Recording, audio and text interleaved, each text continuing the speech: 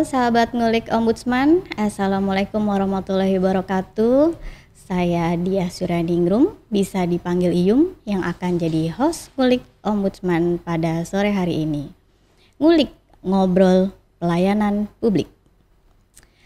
Baik, sahabat ngulik, mungkin di bulan Juli, Agustus kemarin kita banyak lihat di berbagai media massa, berbagai lini massa, tentang pelayanan, salah satu pelayanan dasar yaitu pelayanan pendidikan ya, yang juga Ombudsman pada tahun ini dan seperti tahun-tahun sebelumnya kami melakukan pengawasan terhadap pelayanan pendidikan, yaitu proses penerimaan peserta didik baru.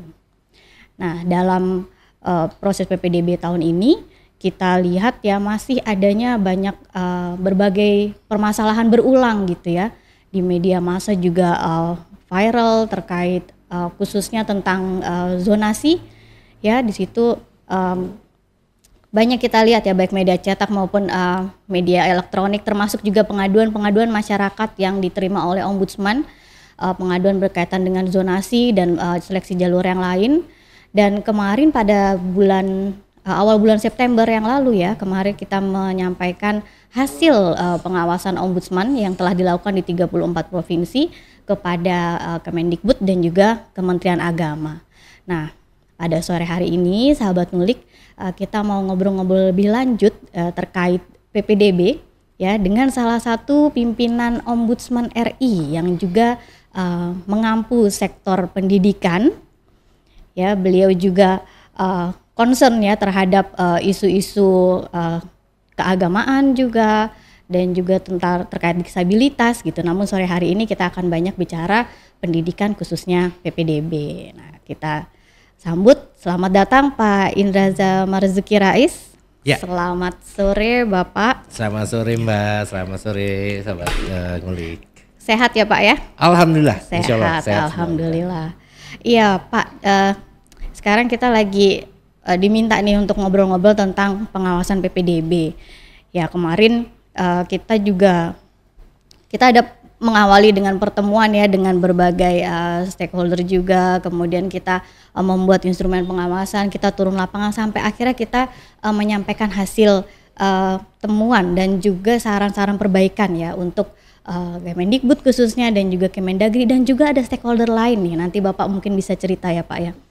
Nah mungkin supaya hangat nih Pak diskusi kita. Kemarin kita banyak dengar tentang zonasi ya. Sampai ada salah satu masyarakat yang mengukur jalan gitu ya, untuk ini memastikan saya dari titik ini ke titik ini itu tidak terlalu jauh gitu. Nah tapi akhirnya tidak bisa masuk ke sistem zonasi. Tapi banyaknya viralnya permasalahan zonasi itu, tapi Ombudsman justru menyarankan supaya sistem itu tetap berjalan, mekanisme itu tetap berjalan. Nah mungkin sebagai pertanyaan awal nih Pak, sebetulnya apa sih masalah utamanya kok sampai permasalahan PPDB itu selalu berulang gitu Pak? Silakan Pak Indraza. Ya, makasih Mbak Yum. Ya, jadi kalau kita bicara masalah berita ya banyak mengenai ribut zonasi dan segala macam, itu kan hanya kejadian yang di lapangan, dan kalau kita bilang zaman sekarang tuh no viral no justice gitu ya. Jadi ribut semua. Padahal kalau kita bisa lihat itu sebenarnya kita harus melihat daripada akar permasalahannya. Yang pertama adalah akses pendidikan yang tidak merata. Maksudnya akses itu adalah jumlah sekolah, jumlah guru gitu kan, tenaga pendidik yang masih kurang atau penyebarannya tidak merata. Itu yang pertama. Yang kedua juga ada favoritisme daripada sekolah-sekolah. Jadi sekolah-sekolah tertentu yang menjadi favorit sehingga itu yang menjadi rebutan dan akhirnya menjadi kisruh. Lalu juga tidak adanya standar pelayanan publik terkait dengan satuan pendidikan. Nah ini yang kami temukan, nanti kita akan bahas lebih detail. Nah yang paling mengerikan adalah sebetulnya implementasi Permendikbud nomor 1 tahun 2001 dan juga keputusan Direktur Jenderal Pendidikan Islam Kemenak. Nah dalam itu adalah implementasi di lapangannya, mulai dari provinsi dan kabupaten itu banyak yang melenceng daripada aturan payungnya. Ini juga menjadi masalah ke depannya. Lalu mekanisme pelibatan koordinasi antara para pemangku kepentingan baik di tingkat pusat ataupun di daerah. Jadi kalau kita selalu melihat hanya ada Kemenak dan Kemendikbud. Padahal ada kementerian lain, lembaga lain yang memang harusnya juga ikut di dalam pengawasan atau pelaksanaan PPDB ini. Dan yang paling menyedihkan adalah jalur atau mekanisme pengelolaan pengaduan dan pengawasan selama berlangsungnya ini juga masih lemah. Itu yang kami temukan.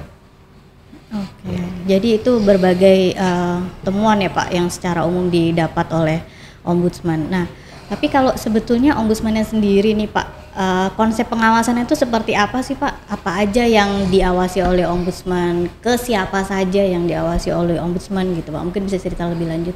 Ya, kalau kita mau lihat sejarahnya zonasi dan segala macam, ini kan sebenarnya mulai tahun 2017, di mana juga Ombudsman sebagai salah satu pihak yang mendorong dilakukannya sistem PPDB.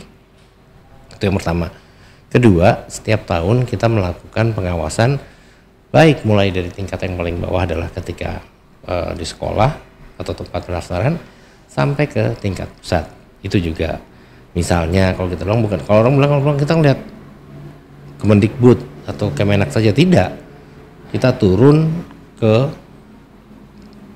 kepala dinas, baik provinsi, kabupaten, lalu ke Kanwil Kemenak, belum lagi ke panitia-panitia PPDB pelaksanaan, sampai kita juga melakukan survei kepada penggunanya, yaitu biasanya masyarakatnya. Jadi kita tahu sebenarnya keluhannya apa. Jadi kita tidak hanya melihat kekisruhan, tapi kita juga menggali akar keluhan daripada masyarakat tersebut. Nah, lalu tanya banyak sekali gitu kan, kalau kita lihat mulai kapan sih kita lakukan tuh malah sebelum pelaksanaan. Nah, orang-orang tahunya adalah ketika ribut, padahal yang kita awasi itu sudah mulai dari sebelum pelaksanaan PPDB, pelaksanaan sampai selesai. Ya, sampai pascanya juga ya kita Ombudsman awasi ya. Iya, karena memang nanti kita akan gali lagi lah di situ ya. Mungkin ada cerita-cerita ya yang mungkin masyarakat juga banyak yang tahu ataupun juga enggak, nanti kita bahas lagi. Oke, jadi tadi kita awasi dari mulai, bahkan dia belum mulai ya Pak ya. Iya. So, dari persiapan nih, berarti ya persiapan pelaksanaan PPDB, kemudian nanti pada saat pelaksanaan, mungkin yang kemarin kita banyak dengar ribut-ribut itu pada saat pelaksanaan PPDB-nya ya, sampai akhirnya ada yang masuk, ada yang nggak masuk gitu, termasuk pada saat pasca ya. Berarti pasca ini berarti setelah pengumuman gitu ya Pak ya? Iya, jadi setelah pengumuman ketika daftar ulang, dan sesudahnya juga, karena ternyata banyak hal-hal yang melanggar ya prinsip-prinsip pelayanan publik, terutama juga ketika sudah pasca, ketika sudah mulai diterimanya si siswa tersebut. Misalnya kalau kita bilang pungutan seragam, pungutan sumbangan-sumbangan yang masalah seperti bersifat iuran jadi wajib dan segala macam, belum lagi hal-hal lain lah gitu yang nanti kita bahas. Oke Pak, tadi kalau bicara pasca ya, kita juga melihat nih ramai juga siswa titipan. Nah, komentar Bapak tentang itu gimana Pak? Siswa titipan ya. Siswa titipan tuh istilahnya tuh mungkin banyak macam cara ya. Misalnya ada yang menggunakan jalur resmi. Nah, resmi kenapa maksudnya adalah bagaimana satu daerah menerapkan aturan atau kebijakan jalur titipan. Istilahnya mereka namanya bina lingkungan lah, jalur apalah gitu kan ya, bangku kosong, lah segala macam lah gitu. Banyak sekali yang mereka akali. Jadi ternyata kalau kita tanya itu bukan hanya ketika proses pelaksanaan, apalagi masyarakat hanya melihat pada saat jalur zonasi, padahal banyak juga masalah di jalur-jalur lain. Oke, kalau tadi bicara tentang sekolah ya Pak, SD, SMP, SMA, tapi juga Ombudsman juga melakukan pengawasan ya Pak terhadap sekolah-sekolah yang berada di bawah naungan Kementerian Agama. Gitu. Nah, itu metode pengawasannya seperti apa Pak? Terus mungkin ada temuan menarik Pak dari madrasah itu Pak? Iya, kami juga tadi sudah disebutkan kan bahwa bukan hanya sekolah-sekolah yang ada di bawah Kemendikbud, tapi juga ada yang di bawah Kemenak, misalnya madrasah, pesantren. Nah ini juga temuan-temuannya unik-unik juga gitu kan. Misalnya ya, kalau tanya pasca sih pasti pungutan banyak. Tapi kalau jalur titipan, nah ini dia jalur titipan kalau untuk sekolah-sekolah berbasis agama seperti ini memang tidak terlalu banyak. Nah, malah lucunya ada satu kota yang saya datangi sendiri, sekolah umum menjadi kosong karena overload di jalur sekolah-sekolah berbasis agama. Oke, jadi sampai ada dampaknya PPDB ini sampai ada sekolah yang kosong gitu ya Pak ya. Iya. Ini juga di berbagai media kita lihat ya Pak. Ada karena mungkin tadi Bapak sampaikan ada favoritisme sekolah gitu, lalu sekolah yang penuh yang banyak peminatnya tuh ya di sekolah favorit itu ya. Tapi sekolah yang mungkin tidak favorit bahkan mereka sampai kekurangan siswa gitu ya Pak ya. Iya. Nah, lalu Pak tadi juga bicara tentang mekanisme koordinasi dan banyak stakeholder yang terlibat. Kalau boleh ada contoh Pak, contoh konkretnya koordinasi yang seperti apa sih? Dan apa iya hanya antar misalnya sekolah lalu dinas dan kepala sekolah saja gitu atau seperti apa Pak? Atau mungkin pelibatan yang lain misalnya Polri gitu ada dugaan tindak pidana dan mungkin ada instansi lain juga Pak yang perlu terlibat di sini? Nah, kalau masalah koordinasi ini, kalau kita bicara bukan hanya PPDB ya di negeri ini, koordinasi antara instansi, lembaga itu jadi PR besar. Nah, tapi kalau kita lihat PPDB, kita mulai dari pusat. Pusat itu adalah ada Kemendikbud dan Kemenak.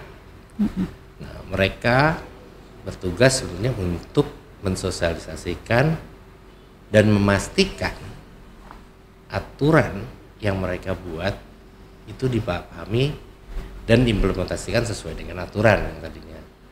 Namun kenyataan yang kita temukan adalah hanya sekedar sampai sosialisasi, tapi mereka tidak memastikan bahwa implementasinya masih sesuai dengan aturan pusat. Sehingga apa yang terjadi? Praktek atau implementasi mulai dari pelaksanaan, penyusunan juknis ataupun kebijakan-kebijakannya tidak mengacu pada aturan pusat. Nah ini juga yang kami berikan masukan kepada Kemendikbud dan Kemenak untuk tahun-tahun yang akan datang, di mana jika ada aturan regulasi dari pusat harus disosialisasikan dan dipastikan mereka memahami. Yang kedua juga pusat membuka jalur komunikasi dan konsultasi terkait dengan penyusunan juknis ataupun ada masalah-masalah ketika pelaksanaan, sehingga kita berharap pelaksana nanti di daerahnya, di lapangan itu sudah terkontrol dan terawasi juga dari pusat sesuai dengan aturan pusat. Iya, jadi memang jadi pusat tuh tidak hanya bikin regulasi umum gitu ya Pak, regulasi payung, tapi juga pusat juga dia dalam hal ini Kemendikbud dan juga Kemenak ya, mereka untuk membuka jalur-jalur konsultasi gitu ya Pak dari daerah kepada pusat tentang mungkin ya bisa jadi implementasi di lapangan cara membaca atau menafsirkan si regulasi itu tidak sama, tidak seragam gitu. Nah mungkin Pak kembali lagi tadi ke zonasi gitu ya Pak. Nah sebetulnya zonasi ini kan ini salah satu sarannya Ombudsman juga. Yang dimaksud zonasi itu apa sih Pak sebetulnya? Iya, zonasi sebenarnya kata zonasi sebenarnya membagi area, membagi zona ya. Tujuannya apa? Tujuannya adalah satu, memeratakan kesempatan anak-anak bisa mendapatkan pendidikan. Nah ini yang implementasi di lapangannya itu harus hati-hati karena itu banyak dipengaruhi, misalnya kondisi demografi, sebaran peserta didik yang tidak merata, jumlah sekolah yang masih kurang ataupun jauh dari pemukiman. Kalau kita lihat sekarang perkembangan kota, masyarakatnya sudah mulai berpindah ke pinggir kota, namun pusat-pusat pelayanan publik seperti sekolah, rumah sakit, puskesmas itu masih diam di dalam kota, sehingga akhirnya sebarannya itu. Nah ini dia, zonasi itu bukan, kalau sementara ini kan masyarakat lebih tahu zonasi adalah mengukur titik dari Titik ke sekolah titik, iya. ke tempat tinggal. Padahal bukan begitu. Temuan yang menggelikan adalah di kota besar Jakarta. Pernah dilakukan zona dengan cara jarak. Ditarik jarak, di satu titik ditemukan 3 anak. Ternyata ketika diperiksa itu rumah susun, ya jelas saja ada yang tinggal satu dengan titiknya sama. Kan udah nggak mungkin kan. Akhirnya kita juga ada mendorong kepada Kemendikbud untuk menjelaskan bahwa zonasi itu adalah membagi rata kesempatan bagi anak-anak bisa mendapatkan pendidikan. Itu sebenarnya. Tapi implementasinya karena mereka memahami zona adalah jarak, itu yang jadi banyak kesalahan di daerah. Oke, jadi tidak semata-mata ditafsirkan dari titik sekolah ke kediaman gitu ya Pak ya? Tidak selalu. Kalau DKI sekarang sudah membagi dengan jalur RT, RW. Oh, jadi dibagi habis gitu ya Pak? Dibagi seluruh habis penduduk kesempatan. Jakarta nih contohnya gitu ya. Jadi dia masuk ke zona mana dan dipastikan mereka sudah dapat sekolah lah ya. Mereka pasti terjamin masuk di zonasi. Minimal gitu. mereka sudah masuk dalam zona yang ada slotnya gitu kan. Mungkin juga tidak bisa memenuhi semua, balik lagi kan karena daya tampung sekolahnya, tapi minimal tidak terjadi lagi hal-hal yang kalau kita lihat sekarang, kalau kita temukan, mungkin saya lompat langsung ke permasalahan zonasi adalah banyak orang-orang tua yang mengakali dengan cara memindahkan titik domisili si anak gitu. Iya, karena apa? Karena dasarnya mereka berpikirlah yang paling dekat dengan sekolah. Jadi mereka memindahkan si anak itu bukan secara fisik, hanya secara administrasi. Oke, ya. Jadi yang pindah anaknya aja ya Pak ya? Anaknya Orang saja. tuanya Padahal nggak pindah ya? jangan-jangan juga fisik si anak juga tidak pindah gitu, hanya administrasi aja. Ya, ada temuan ombudsman Pak berkaitan dengan titip-titip di kakak-kakak. Oh, itu banyak gitu kan.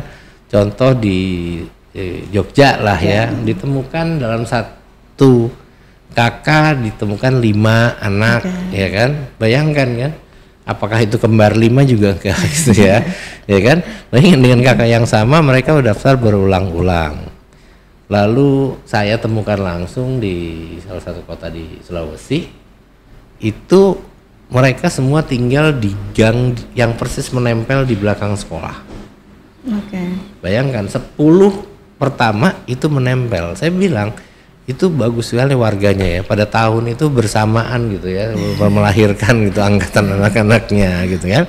Nah ini kenapa ternyata ketika diperiksa baik ombudsman ataupun pemerintah daerah memeriksa di lapangan, jangankan mereka si anak yang tinggal, yang punya rumah, yang punya kakak aja nggak tahu kadang-kadang ada nama anak itu di situ. Begitu ya, dimungkinkan juga kayak begitu ya. Iya, Pak? banyak. Sedemikian ya Pak permainannya zonasi ya, untuk bisa bersekolah di sekolah tujuan gitu yang dia inginkan. Pak, kalau tadi ini kan tadi zonasi ya Pak, kita juga ya ramai lah mendengar, tapi mungkin kan masih ada seleksi jalur yang lain nih Pak. Ini kita bicara sekolah ya Pak, masih ada seleksi jalur yang lain seperti jalur afirmasi, seperti jalur prestasi gitu. Biasanya ada non akademik dan prestasi akademik, dan juga ada jalur perpindahan orang tua. Nah ini kalau di sini temuannya ombudsman nih apa aja nih Pak yang didapat? Oke, jalur afirmasi. Jalur afirmasi sebetulnya adalah untuk memberikan kesempatan bagi anak-anak yang mungkin dalam kondisi yang membutuhkan bantuan, baik ekonomi ataupun secara fisikal. Orang selalu menganggap afirmasi adalah jalur dengan orang-orang dengan ekonomi yang kurang beruntung. Padahal tidak, karena afirmasi juga dipakai untuk teman-teman disabilitas atau misalnya anak-anak yatim piatu. Itu harusnya bisa mereka didahulukan di situ. Namun kebijakan itu kadang-kadang sering disalahgunakan. Misalnya ada satu daerah yang membuat slot afirmasi sangat besar. Ya kan ada panduan ya maksimal berapa. Dia bikin full. Entah karena kesengajaan atau tidak, mereka tidak memetakan kondisi di daerah tersebut. Akhirnya apa yang terjadi? Banyak bangku kosong dari slot afirmasi, dan itu yang dimanfaatkan kemudian ketika setelah selesai PPDB dianggap sebagai bangku kosong. Jadi memang sengaja membuat bangku kosong dengan melebarkan jalur afirmasi. Itu satu temuannya. Yang kedua adalah masih juga banyak oknum-oknum yang mengakali lah, memanipulasi data, ya, SKTM lah dan segala macam itu bisa masuk. Nah, namun ini kita lihat kecurangannya. Namun kalau ditanya, banyak juga halangan yang tidak bisa masuk di jalan transformasi karena apa? Karena data terpadu kesejahteraan sosial kita, DTKS kita masih berantakan, masih nggak connect antara data kependudukan dengan DTKS. Sehingga ketika ada orang-orang yang memang berhak seharusnya ketika diusulkan masuk jalur informasi, mereka secara administrasi gagal. Nah ini juga kan balik lagi kan, bukan hanya Kemendikbud di sini. Di sini ada Kemendagri, di Duscapil, ada Kemensos. Nah itu tadi dia bilang masih banyak instansi-instansi lain yang memang harus melakukan koordinasi terkait ini. Ini kita bicara jalur informasi. Yang kedua kita bicara jalur prestasi. Jalur prestasi ada dua, akademik dan non akademik. Akademik itu sebetulnya berdasarkan nilai raport. Ternyata dalam pelaksanaannya banyak kecurangan untuk urusan akademik. Kenapa? Karena ketika kalau kita lihat misalnya 4 hari pendaftaran jalur prestasi akademik, maka 2 hari pertama itu biasanya sepi peminat, hanya beberapa saja. Hari ketiga keempat mulai datanglah berombongan. Kenapa? Karena itu sekolah asal itu melakukan cuci raport. Cuci raport itu adalah merubah nilai raport si anak itu menjadi luar biasa sehingga masuk. Kenapa? Bukan hanya agar anak-anak lulusan dari mereka itu dapat, tapi juga prestise daripada sekolah tersebut. Jadi misalnya SD ke SMP, oh ternyata nih SD ini bagus gitu ya karena banyak diterima di sekolah negeri ini. Ini sebenarnya kayak mencuci raport. Karena itu kami mengusulkan banyak hal terkait dengan prestasi akademik. Misalnya satu, haruslah kalau memang mau akademik, apalagi kan banyak yang protes ya orang-orang tua, makanya buat apa anak kami belajar pintar-pintar lalu kami nggak bisa masuk. Nah ini juga prinsip yang salah buat saya. Anak belajar itu pintar bukan untuk mendapatkan sekolah, untuk bekal ke depannya. Nah, ini dia orang-orang. Tapi balik lagi, apakah nanti mau dibuat tes seperti zaman dulu ya silahkan. Karena apapun juga prestasi harus proven, ada bukti yang jelas bahwa dipakai. Ini kita ngomong. Lalu non akademik itu biasanya ada prestasi olahraga, seni. Ya kan? Atau misalnya kejuaraan ilmiah. Nah ini juga agak kesulitannya adalah apa?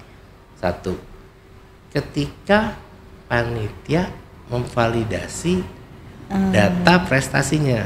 Kenapa? Zaman sekarang membuat sertifikat hasil kejuaraan itu sangat mudah. Ya kan? Padahal perlu waktu kan untuk melakukan validasi, verifikasi dan validasi data itu tidak ada. Karena itu usulan daripada Ombudsman adalah untuk jalur afirmasi dan prestasi itu dibuat duluan dan diberi waktu yang agak lama. Karena apa? Karena ada proses yang panjang, bukan hanya sekedar melihat dokumen yang diupload atau diajukan. Perlu ada verifikasi, ada validasi dan segala macam. Ini penting ke depannya. Lalu jalur pindah orang tua. Jalur pindah orang tua sebetulnya adalah mengakomodir bagi orang-orang tua yang memang punya penugasan ke satu daerah. Nah, ini ternyata temuan kami juga agak menggelikan. Kenapa? Misalnya ada orang tua pindah 3 tahun yang lalu. Si anak menyusul 2 tahun yang lalu dan sudah sekolah di kota itu. Tapi surat pindah 3 tahun yang lalunya dipakai Masih untuk dipakai. dipakai. Oke. Padahal kan berlakunya adalah dalam waktu tertentu si orang tua itu pindah, maka ketika tahun ajaran dibuka anak itu baru pindah ikut orang tuanya itu. Nah, ini juga peraturan yang jelas, batasan waktu berapa lama dia pindah ke satu daerah. Ini belum jelas gitu, belum ada aturan yang jelas sehingga banyak yang salah digunakan. Ada yang mengatakan 2 tahun, ada yang 3 tahun, ada yang 5 tahun. Nah, ini yang memang perlu diluruskan karena itu ketika Ombudsman menyampaikan laporan pengawasan, kita kasih catatan terkait itu. Nah, jalur yang paling juga adalah jalur guru. Oh ya. Tenaga pendidik, guru ya? anak guru, tenaga pendidik ya. Itu juga beberapa suka dipakai dijual belikan itu. Jadi si guru itu memang punya slot. Ya dia masukkan ponakan ya kan masukkan siapanya gitu. Itu ada ditemukan di beberapa daerah ya walaupun tidak besar tapi itu juga digunakan. Ada. Baik Pak, tadi ada berapa 4 jalur ya? Ada tambah lagi jalur guru gitu, anak guru. Nah, kita tadi dengar sendiri ya berbagai permasalahan nih barusan Bapak sampaikan gitu. Tapi di ujungnya Ombudsman juga tetap sarankan kita tetap pakai metode seleksi itu. Nah, kira-kira pertimbangannya apa Pak? Ya, pertimbangannya balik lagi kan. Memang satu karena kondisi yang ada saat ini di mana jumlah sekolah yang kurang, tidak merata, mutu pendidikan sekolah yang masih belum merata, sebaran guru-guru juga yang belum merata, sarana prasarana yang belum optimal. Nah, inilah yang kami dorong sementara sampai semua merata, semua sistem, maka zonasi adalah hal yang paling adil untuk bisa berbagi kesempatan kepada anak-anak mendapatkan kesempatan belajar. Nah, masalah proporsional berapa antara jalur-jalur itu ya harusnya dengan bijak setiap daerah memetakan kondisinya dan menyesuaikan. Jangan tadi yang saya bilang jalur reformasi sengaja dibesarkan ternyata buat itu malah mengurangi jalur-jalur yang lain. Gitu. Oke, tadi kalau boleh ulang lagi ya Pak, ditegaskan lagi. Jadi sebetulnya pemerintah daerah nih peran kan karena penyelenggaraan BPDB itu kan banyaknya di daerah ya Pak, sekolah nih khususnya. Kalau tingkat SD, SMP itu adanya di pemerintah kabupaten atau kota. Kalau SMA tingkat atas itu adanya di provinsi ya, gubernur dalam hal ini. Kemudian di Kementerian Agama pun juga begitu ya, Kanwil dan Kemenak kabupaten kota. Nah, sebetulnya peran mereka tuh apa sih Pak, dan apa sih langkah yang harus diambil gitu ya sebelum pelaksanaan PPDB. Nah, ini kita bicara untuk meminimalisir terjadinya lagi pelanggaran atau penyimpangan berulang gitu yang selalu kita temukan di setiap tahun. Ya, kalau kita melihat tenaga pelaksanaan mulai dari provinsi dan kabupaten, tadi kan di awal saya disebutkan bahwa harusnya ada pemahaman atas aturan payung, aturan pusat. Jadi mereka harus memastikan diri paham. Yang kedua, mereka memetakan kondisi daerah masing-masing. Karena sebaran calon peserta didik itu berbeda setiap daerah. Nah, kalau mereka tidak pernah memetakan yang hanya ibaratnya secara administrasi oke, kita buka pendaftaran lalu itu tidak akan bisa menghilangkan masalah, itu malah akan terus aja berulang. Nah, lalu yang ketika memetakan mereka tahu kebutuhannya. Lalu mereka membuat regulasi yang nanti mereka harusnya konsultasikan dengan pusat. Nah, ini yang penting satu. Lalu juga kalau mereka ada kekurangan, nah ini dia kan banyaknya karena aksesnya kan, sekolah yang kurang. Ada beberapa daerah yang sudah cukup maju berpikir dengan kurangnya akses, maka mereka berpikir bagaimana menambah sekolah, menambah akses. Maka mereka merangkul sekolah-sekolah swasta untuk masuk dalam jalur PPDB, di mana nanti sekolah swasta itu yang akan disubsidi, yang akan diberi biaya oleh pemerintah daerah. Karena apapun juga sambil kita menunggu ya, meningkatkan semua ya, jumlah sekolah yang cukup segala macam, ini yang penting. Tapi kalau ditanya apakah kesulitan kayak sekarang ya untuk masuk SD, tidak. Malah kalau ditanya kami temukan beberapa SD sudah mulai kosong.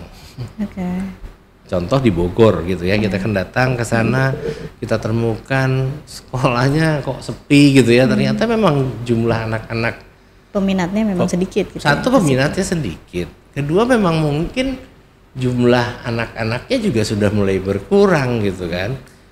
Ya kalau saya mau jadi anekdotnya nih, program keluarga berencana berhasil gitu ya. Jadi nggak banyak anak-anak yang muncul sehingga kurang. Sehingga jumlah, kalau kita lihat jumlah sekolah tingkat SD di seluruh Indonesia dibandingkan calon peserta didiknya sangat cukup. Yang jadi masalah adalah ketika mulai pindah ke jenjang berikutnya, SMP. Ternyata rasio antara SD, SMP, SMA itu masih tidak merata. Rasio jumlah sekolahnya ya. Iya, dengan membandingkan dengan calon peserta didik. Nah ini yang jadi kendalanya di lapangan.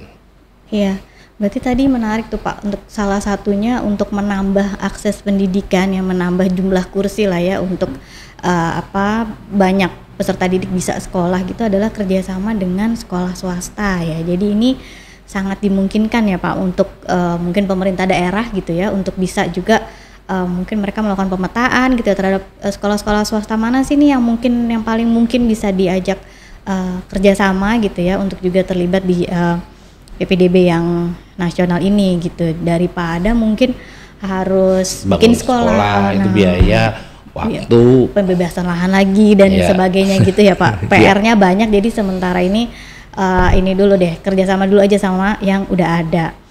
Oke Pak, mungkin ini sebelum ke yang terakhir ya Pak, kami mau tanya nih, kalau gitu sarannya Ombudsman ya untuk untuk para pemangku kepentingan terkait PPDB, yang mungkin kalau boleh dibilang ada saran jangka pendek gitu ya Pak, yang harapannya ini sarannya bisa diimplementasikan pada saat PPDB tahun depan gitu, dan yang paling mungkin dilakukan nih setahun ke depan ini apa, dan juga mungkin secara jangka panjang gitu Pak, sebetulnya pendidikan nih khususnya PPDB ini apa nih yang perlu dibenahi Pak? Silakan Pak. Ya, jadi memang ada jangka pendek dan jangka panjang. Jangka pendek karena apapun juga setiap tahun adalah kegiatan PPDB harus dilaksanakan, sehingga memang harus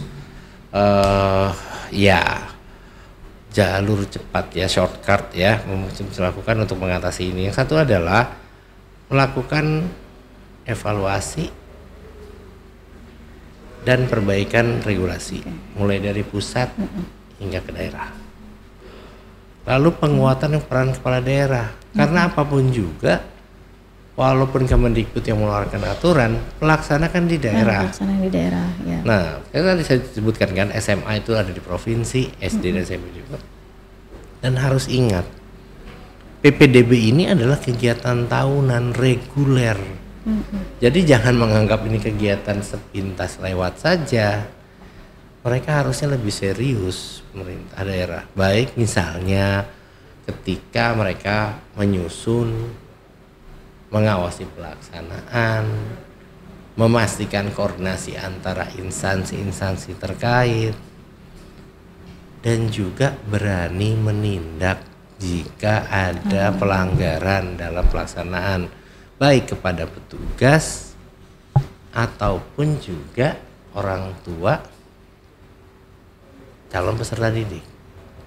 Tidak semua kepala daerah berani melakukan atau mau melakukan. Karena itu kan pelanggaran terus berjalan. tidak ada penindakan, tidak ada pencegahan, karena mereka maaf ya sudahlah, paling ribut hanya 1-2 minggu, setelah itu sepi lagi kan, selesai gitu, ya kan. Nah ini udah biasa gitu ya, nah itu karena sosialisasi. Nah ini dia balik lagi sosialisasi, baik misalnya ada perubahan aturan, ketentuan, lalu juga perubahan dari regulasi, termasuk misalnya tadi kita bilang bahwa jalur-jalur itu kalau sekarang ini terlalu mepet. Baru jalur ini 3 hari selesai, lanjut itu perlu ada waktu, jangka waktu yang panjang untuk memastikan jalur itu sudah benar. Yang kedua juga memang evaluasi lagi, balik lagi evaluasi per jalur itu harus dilakukan.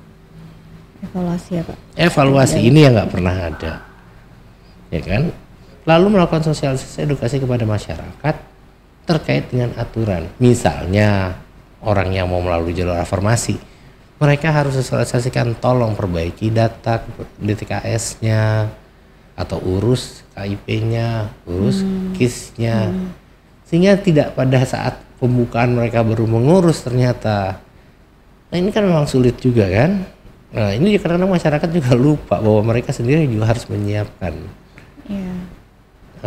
data atau dokumen untuk ikuti satu jalur kan. Lalu meminimalisasi, kita minimalkan favoritisme sekolah. Nah, kemarin juga di beberapa pertemuan kami, baik sebagai dalam FGD atau seminar, kami menganjurkan bahwa tidak ada atau kurangi favoritisme sekolah. Contoh kalau di SMA, yang banyak tuh di SMA.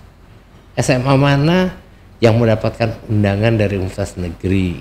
Tidak semua, ada yang dapat, ada yang tidak. Universitasnya pilih-pilih gitu ya Pak ya? Pilih-pilih, alasannya kami mencari bibit-bibit unggul kan. Padahal juga kalau tanya kenyataannya nggak semua bibit unggul itu juga lulus, jangan-jangan drop out juga di sana kan. Jadi nggak semua gitu. Nah ini kita harus mengurangi itu. Ibaratnya kalau memang mereka membuka jalur-jalur kayak begitu ya harus terbuka untuk semua sekolah, nggak ada diskriminatif untuk membagi sekolah ini yang dapat jatah slot undangan, yang ini yang tidak, itu kita memang harus kurangi. Jadi balik lagi, bukan hanya misalnya di sini Dirjen PAUD dan Dikdasmen, tapi juga Dikti harus juga kan, bagian di internal mereka saja masih juga kan kurang koordinasi, apalagi kita ngomong bicara dengan yang lain, ngomong penindakan.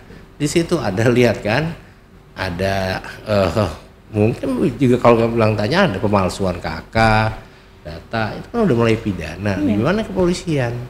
Aparat penegak hukumnya juga sampai belum. Polri juga. Harusnya Polri sudah berjalan.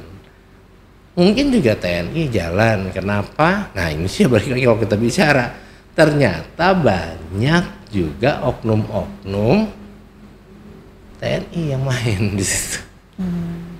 Nah itu kita belum bahas tuh, nanti itu kan ngomongin pasca. Kalau pasca itu temuannya banyak. Nah itu jangka pendeknya gitu kan. Tapi kalau tadi sudah disebutkan juga kan, kerjasama dengan swasta dan segala macam, apapun juga lah. Ataupun juga mungkin yang tidak pernah terpikirkan atau mungkin ada yang beberapa daerah melakukan adalah ketika anggaran pemerintah tidak ada, ngomong sama pusat. Kemendikbud pusat juga pasti akan coba cari jalannya, baik misalnya dengan Kementerian PUPR melalui Dirjen Cipta Karya, atau dengan BUMN untuk CSR untuk membangun sekolah. Jadi masih banyak jalan gitu. Tapi pertanyaannya kan mereka tidak lakukan. Karena balik lagi, serius atau tidak gitu kan mereka mau menyelenggarakan pendidikan di daerahnya, itu yang jangka pendek. Lalu jangka panjangnya banyak. Jelaslah menyusun roadmap pengembangan satuan pendidikan. Kalau kita tahu kita tahun 2045 akan menuju Indonesia Emas. Pertanyaannya, 2045 tinggal 22 tahun lagi. Orang Indonesia mau dibentuk seperti apa? Apakah semua harus jadi sarjana? Tidak. Ya itu dia, peta pendidikan, peta pembentukan manusia. Karena kalau pendidikan adalah salah satu upaya dalam membentuk manusia. Ini belum ada. Kami belum lihat dokumennya. Nah ini juga termasuk juga bagaimana milestone yang mereka harus lakukan, entah mulai pemerataan akses gitu kan, mutu pendidikan itu belum kami lihat. Lalu standarisasi belum ada gitu kan. Dan ini masih panjang gitu. Ini PR panjang, tapi pertanyaannya apakah setelah ini kita menyerah? Ya tidak. Sepanjang kita sudah melihat, sudah menyadari ada kekurangan dan kita perbaiki, insya Allah tahun ke depan makin hari makin baik.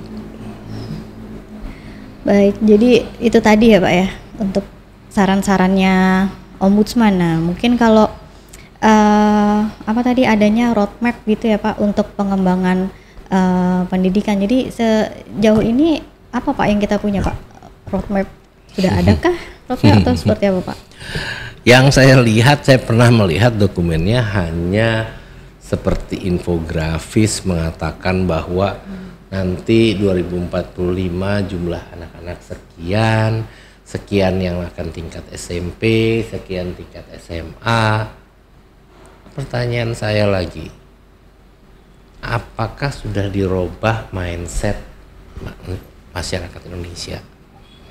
Karena selalu menganggap bahwa orang yang berijazah tinggi, dia yang berhak mendapatkan pekerjaan yang layak. Menghargai keahlian itu masih kurang di Indonesia. Anak-anak lulusan sekolah kejuruan kalau tanya di praktek dibanding seorang itu lulusan S1 belum tentu mereka kalah praktek. Tapi kan masalahnya balik lagi kan, bagaimana membentuk itu.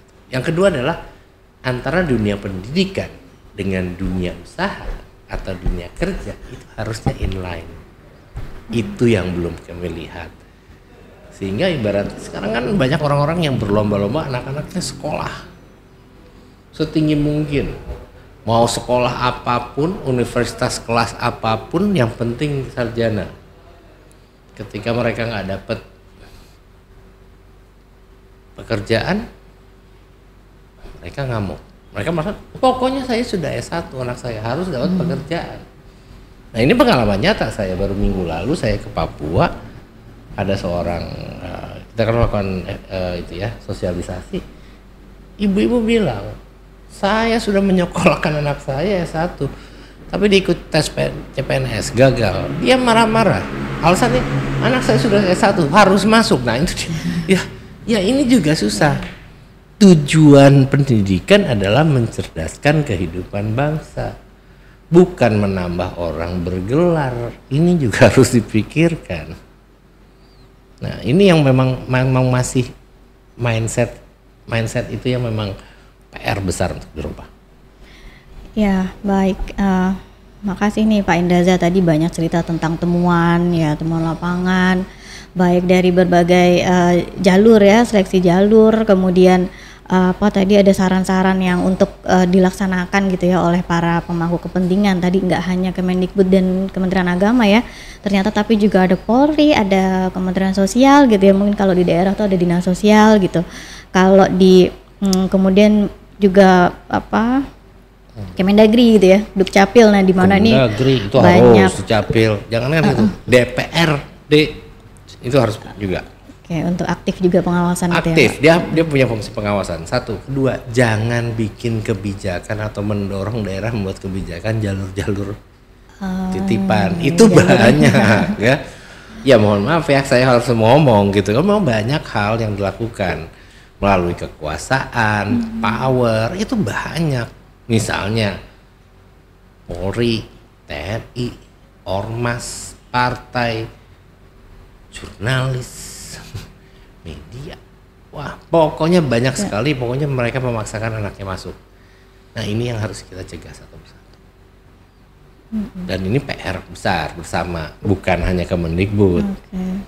Jadi tadi nggak hanya penyelenggara pelayanannya, tapi pihak masyarakat juga ya tadi secara umum gitu ya, mereka juga harusnya diharapkan juga ikut berpartisipasi gitu ya untuk penyelenggaraan PPDB yang bersih. Nah mungkin terakhir nih Pak, karena suara saya udah serak nih ya Pak ya, ternyata kita udah nggak nyangka ngobrolnya ini juga nih panas juga ya. Kalau harapannya nih Pak untuk PPDB di tahun depan nih Pak, kira-kira gimana Pak? Ya, PPDB tahun depan dulu deh. Ya, satu bahwa tahun ini juga sudah mulai dilakukan persiapan yang lebih matang, mulai evaluasi, mungkin revisi, lalu revisi regulasi baik dari pusat sampai daerah, pemetaan sudah dilakukan karena memang perlu waktu panjang. Kenapa? Kalau kita lihat sekarang sudah bulan Oktober, sebentar lagi November, lalu masuk Nataru, sudah sibuk. Lalu Februari tahun depan sudah ada Pilpres dan Pileg, orang sudah sibuk lagi. Lalu April sudah buka PPDB. Gak kerasa ya Pak? Gak kerasa, itu kan sebenarnya banyak aktivitas yang melibatkan banyak pihak sehingga nanti saya khawatirnya akan terbengkalai atau terlewatkan masalah PPDB ini. Karena apapun juga pendidikan adalah salah satu dasar untuk memajukan satu bangsa. Oke, baik. Jadi pendidikan adalah salah satu dasar untuk memajukan bangsa ya Pak ya? Karena mereka membentuk manusianya di situ. Baik, makasih banyak Pak Indraza. Sama-sama Mbak. Ya, seru sekali obrolan kita pada sore hari ini. Makasih Pak, semoga tetap sehat dan tetap semangat ya Pak. Amin. Untuk mengampu pendidikan khususnya dan juga untuk melakukan pengawasan pelayanan publik di sektor lainnya. Baik, sahabat ngulik. Oh ya, kalau tadi kita sudah ngobrol banyak ya dengan Pak Indraza gitu, tentunya kita berharap ke depan temuan-temuan pelanggaran di PPDB itu tidak kembali terulang. Dan kemudian juga tadi Pak Indraza sempat sampaikan koordinasi di antar stakeholder gitu ya harus tetap berjalan, bahkan dimulai dari sekarang gitu, karena nanti tiba-tiba nggak kerasa tiba-tiba bulan April tiba-tiba sudah mulai proses PPDB lagi tahun depan. Nah, jadi sedini mungkin dipersiapkan tadi berbagai instansi ya yang tadi sudah disebutkan. Dan kemudian yang masalah paling utama adalah pemerataan akses. Nah, kenapa terjadi banyak pelanggaran gitu, karena memang aksesnya itu tidak banyak, memang aksesnya itu terbatas masyarakat untuk dapat memperoleh pendidikan. Memang pendidikan adalah PPDB adalah bagian kecil dari pelayanan publik sektor pendidikan ya, masih banyak sektor-sektor lain di pendidikan gitu yang juga perlu mendapat sorotan. Tapi dari PPDB ini kita berharap penyelenggaraannya benar-benar bisa memastikan bahwa warga negara dapat benar-benar memperoleh haknya atas pendidikan dengan adil sebagaimana amanat konstitusi. Nah, sekali lagi kami sampaikan kepada Sobat Ngulik, terima kasih banyak telah menyimak, dan juga kami juga masih mengharapkan ya peran serta dari sahabat Ngulik ya sebagai masyarakat, sebagai pengguna pelayanan publik untuk juga aktif melakukan pengawasan terhadap pelayanan publik dengan salah satunya dengan cara menyampaikan laporan ke Ombudsman. Ya, bisa follow ya Instagram Ombudsman, ada Facebook, ada Twitter, dan juga ada YouTube-nya Ombudsman, dan juga bisa akses ke berbagai nomor pengaduan ya, ada call center Ombudsman, WhatsApp Ombudsman, dan juga melalui website free to call. Jadi kami berharap juga Ombudsman nggak sendirian dalam melakukan pengawasan pelayanan publik, tapi juga dibantu oleh para sahabat ngulik semua. Jadi sekali lagi kami ucapkan terima kasih, dan saya akhiri podcast ngulik Ombudsman RI pada sore hari ini. Wabillahi taufiq wal hidayah. Wassalamualaikum warahmatullahi wabarakatuh, dan salam sehat untuk kita semua.